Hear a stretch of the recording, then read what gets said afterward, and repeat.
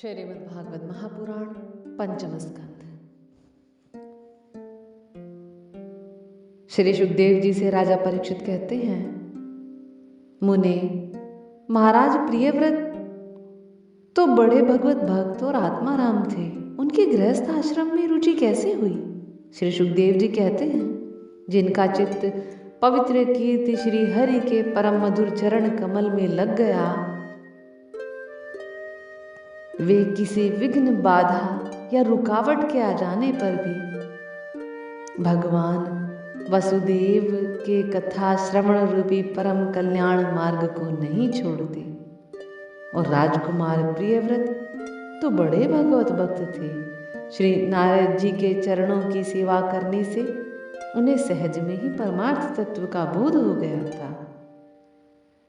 उनके पिता स्वयंभू मनु ने उन्हें राज्य शासन की आज्ञा दी, जिसको उन्होंने इस कारण स्वीकार नहीं किया कि कभी राज्य और कुटुंब की चिंता में फंसकर मैं परमार्थ तत्व को भूल जाऊं।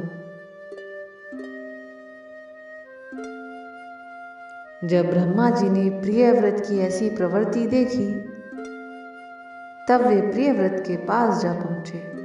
ब्रह्मा जी ने प्रियव्रत से कहा, बेटा, मैं तुमसे सत्य सिद्धांत की बात कहता हूं। तुम्हें अप्रमेय श्री हरि के प्रति किसी प्रकार की दोष दृष्टि नहीं रखनी चाहिए, क्योंकि तुम ही क्या, हम महादेव जी, तुम्हारे पिता शंभु मनु और तुम्हारे गुरु महर्षि नारद जी भी विवश होकर उन्हीं की आज्ञा का पालन करते हैं। उनके विधान को कोई नहीं टाल सकता।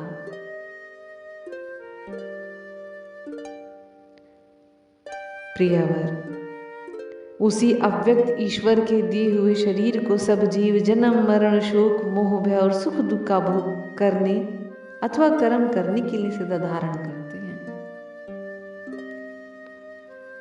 हम सब लोग उन्हीं के इच्छानुसार कर्म में लगे रहते हैं और उसके द्वारा उनकी पूजा करते रहते हैं। हमारे गुण और कर्मों के अनुसार प्रभु ने हमें जिस योनि में डाल दिया है, उसी को स्वीकार करके वे जैसी व्यवस्था करते हैं, उसी के अनुसार हम सुख या दुख भोगते रहते हैं। जो पुरुष इंद्रियों के वशीभूत है, वह वन वन में विचरण करता फिरे तो भी उसे जन्म मरण का भय बना ही रहता है, क्योंकि बिना जीते हुए मन और इंद्रिय रूपी उसके 6 शत्रु कभी उसका पीछा नहीं छोड़ते। जो बुद्धिमान पुरुष इंद्रियों को जीतकर अपनी आत्मा में ही रमण करता है, उसका गृहस्थ आश्रम भी क्या बिगाड़ सकता है? जिसे इन 6 शत्रुओं को जीतने की इच्छा हो, वह पहले ही घर में रहकर ही उनका अत्यंत निरोध करते हुए उन्हें वश में करने का प्रयत्न करे।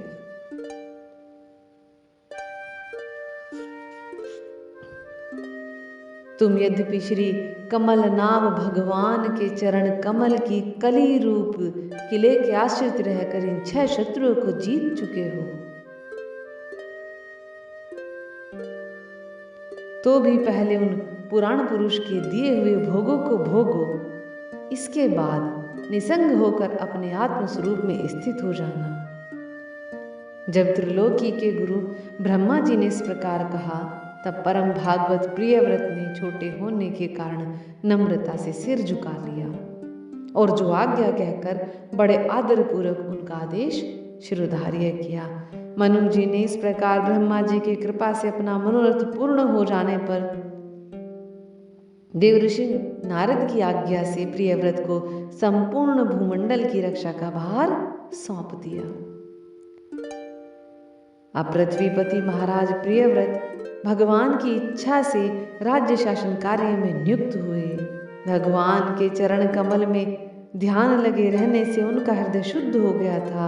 बड़ों का मान रखने के लिए वे पृथ्वी का शासन करने लगे। उन्होंने प्रजापति विश्वकर्मा की पुत्री बर्हिष्मति से विवाह किया उससे उनके 10 पुत्र हुए और उनसे छोटी ऊर्जस्वती नाम की कन्या भी हुई।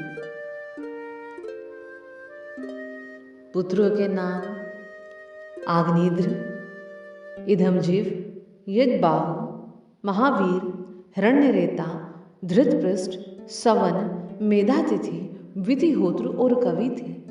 ये सब नाम अग्नि के भी हैं। इनमें कवि, महावीर और सवन ने ये 3 नैष्ठिक ब्रह्मचारी हुए। अंत में संन्यास आश्रम ही स्वीकार किया। महाराज प्रियव्रत की दूसरी पत्नी से उत्तम, तामस और रेवती 3 पुत्र हुए, जो अपने नाम वाले मनवंतरों के अधिपति हुए थे। इस प्रकार कवि आदि 3 पुत्रों के निवृत्ति परायण हो जाने पर राजा प्रियव्रत ने 11 अर्बुद वर्षों तक पृथ्वी का शासन किया। एक बार इन्होंने देखा कि भगवान सूर्य सुमेरु की परिक्रमा करते हुए लोकालोक पर्यंत पृथ्वी के जितने भाग को आलोकित करते हैं, उसमें से आधा ही प्रकाश में रहता है और आधे में अंधकार छाया रहता है। तो उन्होंने इसे पसंद नहीं किया। तब उन्होंने यह संकल्प लेकर कि मैं रात को भी दिन बना दूंगा और सूर्य के समान ही वेगवान एक ज्योतिर्मय रथ पर चढ़कर दित्य सूर्य की भांति ही उनके पीछे पीछे पृथ्वी की 7 परिक्रमाएं कर डाली। उस समय इनके रथ के पहिए से जो लीकें बनी वे ही 7 समुद्र हुए।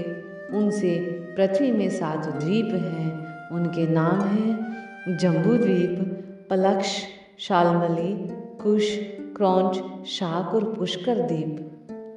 इनमें से पहला पहले की अपेक्षा दूना है। ये समुद्र के बाहरी भाग में पृथ्वी के चारों ओर फैले हुए हैं और 7 समुद्र क्रमशः खारा जल, ईख का रस, मदिरा, घी, दूध, मट्ठा और मीठे जल से भरे हुए हैं। ये 7 द्वीप खाइयों के समान हैं और इनके परिणाम में अपने भीतर वाले द्वीप के बराबर है।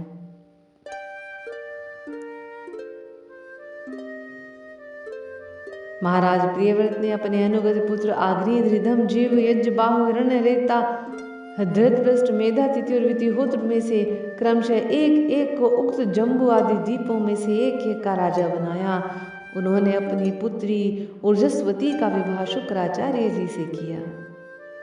उसी से शुक्र कन्या देवयानी का जन्म हुआ।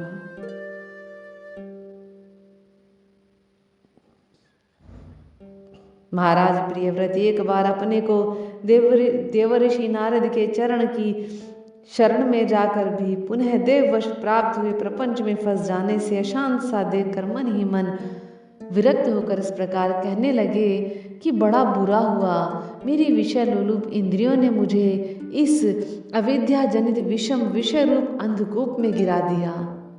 बस बहुत हो लिया, अब मैं स्त्री का क्रीड़ा मृग ही बन गया हूँ। उससे मुझे ठीक नहीं लग रहा, उसने मुझे बंदर की भांति नचाया, मुझे धिक्कार है।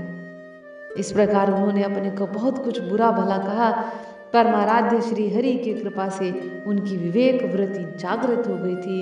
उन्होंने यह सारी पृथ्वी यथा योग्य अपने अनुगत पुत्रों में बांट दी और जिसके साथ उन्होंने तरह तरह के भोग भोगे थे, अपनी उस राजरानी को साम्राज्य लक्ष्मी के सहित मृतदेह के समान छोड़ दिया और हृदय में वैराग्य धारण कर भगवान की लीलाओं का चिंतन करते हुए उसके प्रभाव से श्री नारद जी के बतलाए हुए मार्ग का पुनः अनुसरण किया। जिन राजा प्रियव्रत ने रात्रि के अंधेरे को मिटाने का प्रयास करते हुए अपने रथ की लीकों से 7 समुद्र बना दिए, प्राणियों के सुभीते के लिए पृथ्वी के विभाग किए और प्रत्येक द्वीप में अलग अलग नदी, पर्वत और वन आदि से उसकी सीमा निश्चित कर दी, वे भगवत भक्त नारद आदि के प्रेमी भक्त थे। उन्होंने पाताल लोक के, देवलोक के, मर्त्य लोक के तथा कर्म और योग की शक्ति से प्राप्त हुए ऐश्वर्य को भी नरक तुल्य समझा। जय जय श्री राधे। ले श्री कृष्ण भगवान।